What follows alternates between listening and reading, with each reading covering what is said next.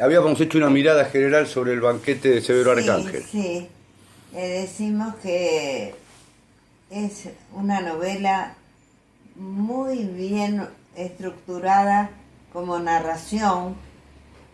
En ese sentido satisface mucho más que cualquiera de las tres, porque evidentemente en Adán Buenos Aires se han juntado tres libros distintos, ¿no?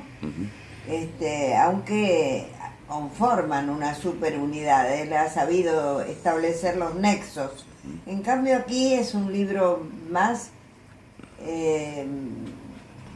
sintéticamente pensado como un solo libro. Un solo relato, sí. Una narración donde el Marechal aparece como editor y configurado en el personaje Lisandro Farías.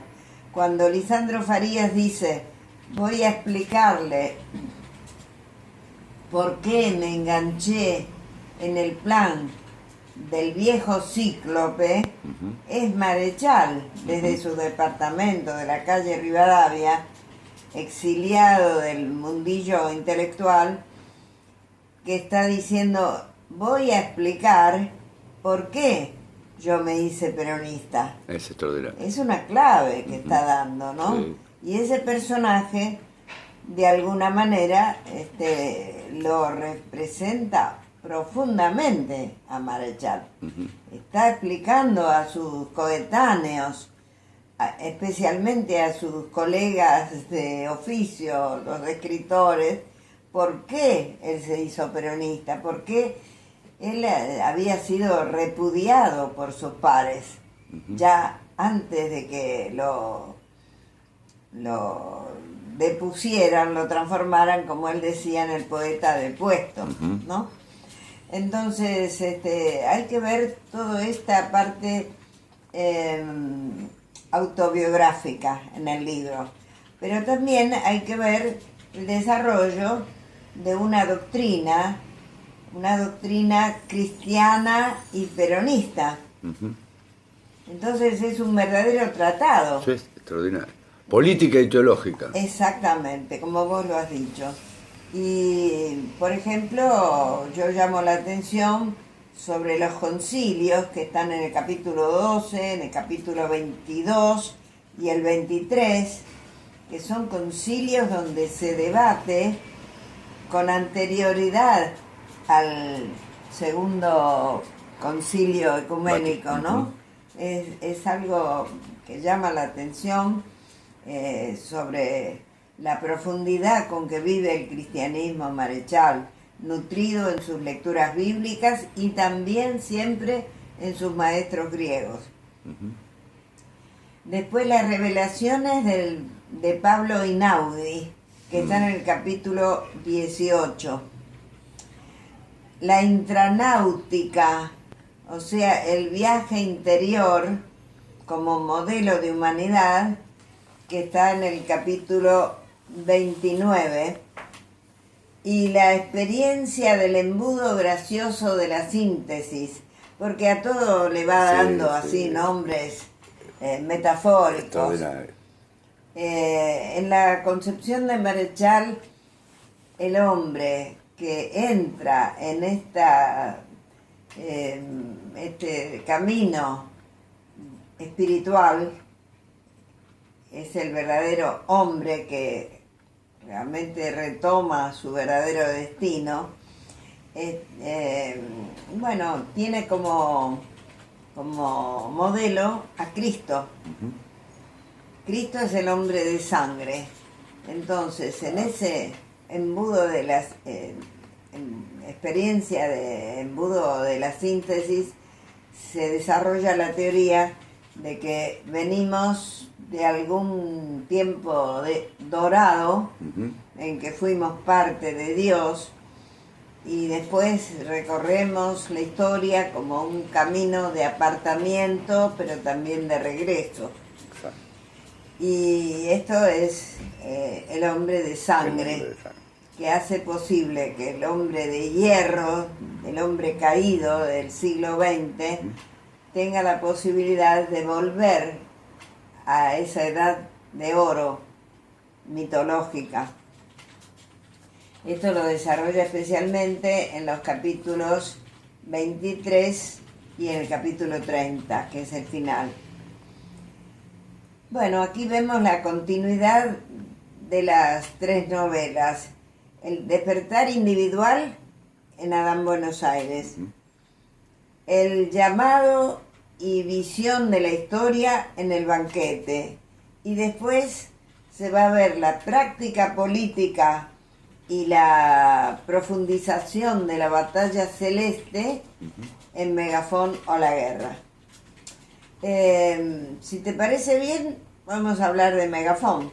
Sí, extraordinario, me encantaría. Bueno, Megafón es la tercera y última novela publicada en vida. No sabemos si entre sus papeles habrá quedado terminada otra novela, pero se habla de alguna otra novela iniciada por Marechal. Pero en vida de él, aunque salió un mes después de su muerte, pero él corrigió las pruebas, venía siguiendo la edición, etc. Él murió el 26 de junio, como lo hemos recordado hace pocos días. Mandé algunas cartas nada más. Y en julio de ese mismo año, 70, salió publicada la novela Megafón o la guerra. Ya tuvo una recepción distinta de la que había tenido Adán Buenos Aires, que recibió ese silencio o el agravio también de algunos críticos, ¿no? Aquí se ha propuesto Marechal, con mucho humor, desarrollar una epopeya de los finales de la historia, una épica. Y una aventura, es, y una aventura casi a lo... Es un poco llevar la épica clásica al nivel humorístico de las novelas de aventura de Salgari o de esos autores clásicos de los adolescentes, o de los adolescentes de antes. Exacto. Que ahora leen poco. Vemos aquí una especie de síntesis de toda la obra de Marechal, porque realmente esta novela, la llamamos novela, pero con la libertad con que se adjudica el nombre de novela en el siglo XX. La novela del siglo XX ya no es más la novela decimonónica, obviamente, que sigue un relato ordenadamente y que tiene algunos personajes y que no se interna en los modos del ensayo. Pero esta obra, lo mismo que El banquete, tiene capítulos enteros que pueden ser leídos como ensayos. Sí, claro. Y Marechal lo hace intencionalmente. Sabe que su lector considera un hilván narrativo, humorístico, pero en ningún momento está pensando qué es lo que va a ocurrir narrativamente, sino que está asimilando el contenido doctrinal de la obra. Hay un fundamento cristiano, también un toque nietzscheano, también están todas las lecturas bíblicas de Marechal. ¿Puedo hacerte una pregunta ahí? Sí, cómo no. Hay en esta parte que estás enumerando, un momento donde hay como una distinción, pero al mismo tiempo una conjugación entre el mundo celeste, la razón o la psiquis y el mundo material. Y es como que la razón y la psiquis permite tanto comprender y trabajar sobre el mundo material como comprender y trabajar sobre el mundo celeste. Exacto. Eso es San Agustín, es, digamos, o el cristianismo en general, es una... Sí, pero es especialmente el cristianismo humanista, Ajá. del cual se tomó conciencia plena alrededor del siglo XV, ¿no? Es retomar el cristianismo primitivo, con más amplitud, con más confluencia de culturas. Como decía San Pablo, ya no habrá más cristiano, ni griego ni judío, sino cristiano, Claro. reconociendo Ujú. que el cristianismo habría una confluencia de culturas. No era solamente judeo-cristianismo. Claro. Podía ser griego, podría después con el tiempo ser también eslavo, germano, etcétera. Es decir, que todas las culturas confluían en el reconocimiento de principios fundamentales de la humanidad. Ujú. Esa era la aspiración fundamental y el destino del cristiano. Claro. Es Platón también esa Claro, idea por de supuesto. la razón, claro. No, decía que esa presencia, como vos estabas diciendo, de San Pablo y la posibilidad de que todos los griegos, todo lo que venía también de Oriente tuviera que ver con el cristianismo, ese lugar el que le da la razón, al lugar de la psiquis y de la razón que Marechal le da en esta idea de lo celeste, lo racional y lo terrenal. Exacto, por eso siempre yo cuando hablo de humanismo digo la palabra teándrico, que es decir, lo divino y lo humano, porque lo humano es valorado. Hay religiones que no valoran lo humano, ¿no? Dicen, el hombre es nada más que una criatura de Dios y solo hay Dios. Dice el Islam, por ejemplo, solo Alá es Alá y Mahoma es su profeta. Lo digo con todo respeto, Sí, claro. por la cultura árabe que aprecio mucho, pero hay diferencia. El cristiano dice, el ser humano es criatura de Dios, pero también Él es Dios. Eso suena a escándalo, Claro. pero eso es lo que viene desde Cristo. Cristo es un nuevo modelo de humanidad, que es parte de Dios. No es solamente una criatura de Dios, como lo es una vaca, una langosta, son criaturas de Dios. Pero esta criatura de Dios ha sido dotada de libertad. Y la libertad le permite reconocer que Él es parte de Dios, no es solo es Jesucristo, Claro. es un modelo nuevo de humanidad.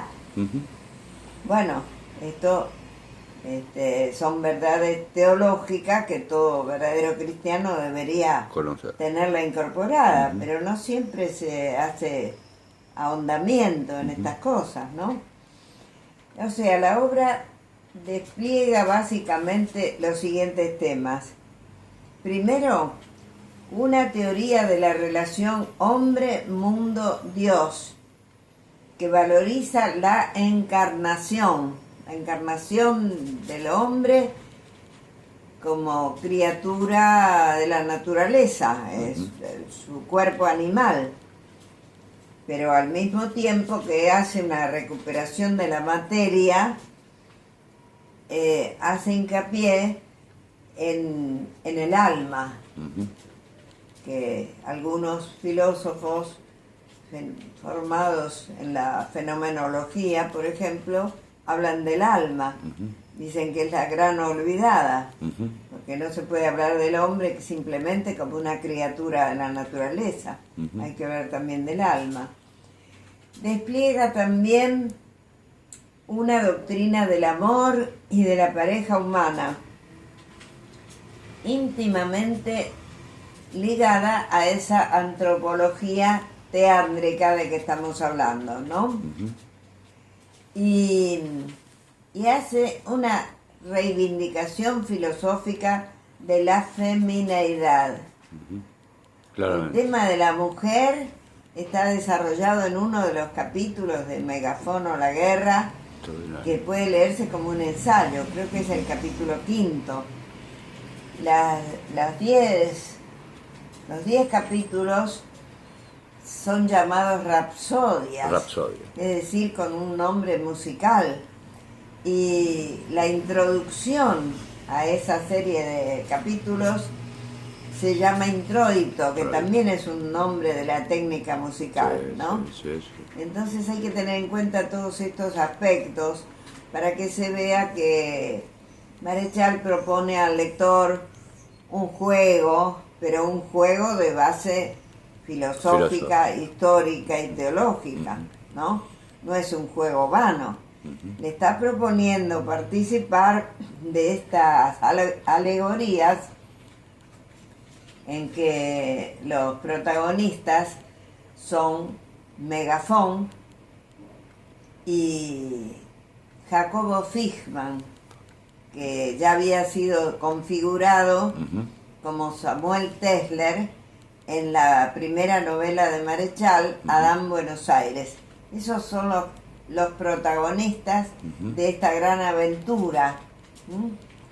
El primer capítulo ya nos habla de que la aventura va a tener peripecias terrestres y celestes.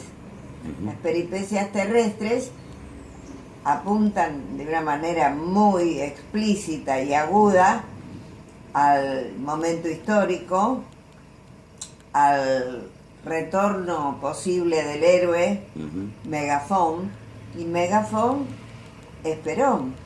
Es una alusión a Perón, una alusión histórica y hecha con libertad, porque no es que lo describe a Perón tal como era, por el contrario, trata de despistar al lector. Habla de un hombre de mediana estatura, cuando Perón era alto, habla de unos ojos azules que resplandecen, habla de un hombre que se ha formado en todos los rincones de la patria, como que pertenece a todas las provincias, que se ha formado en los fogones criollos, en las montañas, en los ríos, en los valles, en todos los lugares, en fin, trata de darle una textura alegórica que se ve que no es la de un personaje cotidiano, pero al mismo tiempo también es reconocible, porque cuando habla Megafón está hablando Perón, y además con esa libertad que tiene la novela moderna apunta también a Marechal, porque cuando Megafón habla de poética es Marechal el que habla, no es Perón. Entonces lo despista al lector, pero el lector va encontrando las claves del libro en el mismo libro, ¿no? Diríamos que así como en Adán prevalece la imagen del paraíso, el cuaderno de tapas azules, y también se incorpora el descenso al infierno en el viaje a la ciudad de Cacodelfia. En el banquete podríamos decir que se está atravesando el purgatorio. Se enseña al hombre a seguir un camino que impone sacrificio. Y en Megafón se apunta más también a una aventura colectiva. La humanidad tiene que atravesar los infiernos para recuperar el cielo. Entonces se está hablando de los finales de la historia de Occidente. El tema de la decadencia de Occidente, por eso hablé de Nietzsche. El tema de la decadencia de Occidente era muy propio de la época y muy propio de algunos pensadores, religiosos o no. Y Marechal hace la crítica profunda de lo que es el hombre colofón, el hombre final, un hombre que ya no tiene ni vestigios de la corona de oro con que simbólicamente había sido distinguido entre las criaturas, sino que es un hombre que se parece a los robots y a los objetos que él mismo ha creado. Va quedando a esa altura, despojado de su destino, de su visión celeste, de su visión metafísica, de todos sus atributos que lo hacen humano, y cada vez se va convirtiendo más en un hombre vaciado, al que llama colofón, el final de una época. Pero sitúa también en América y en la Argentina en particular como una posibilidad de renacimiento. Bueno, a eso iba, justamente, ¿no? Al pintar ese vaciamiento, también considera que los héroes, Megafón y Samuel Tesler, van a triunfar, o mejor dicho, triunfan en el final, ¿no? Primero presenta la muerte de Megafón con los rasgos de la muerte de los héroes épicos griegos. Es una muerte por despedazamiento, que también se puede interpretar como la comunión.